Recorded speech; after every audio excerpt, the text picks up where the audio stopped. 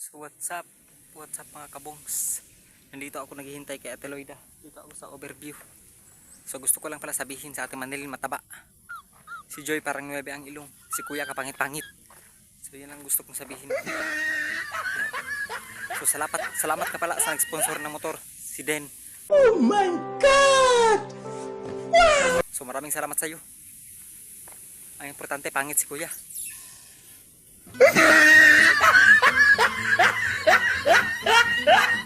Si Kuya pangit, si Joy 8 ang ilong. Ate Manilin mataba. Gago! Taba. No. Kaganda isulod sa sako, ipalo-palo. Si Kuya rin kapangit-pangit. Bagay doon, ipasok sa sako. Tapos ihulog-hulog doon sa mga manggahan. Si Joy naman, dahil 8 ang ilong niya, pakainin ng kuro-uro. So ayan, pakita ko sa inyo yung video niya. Real talk ito. Salamat.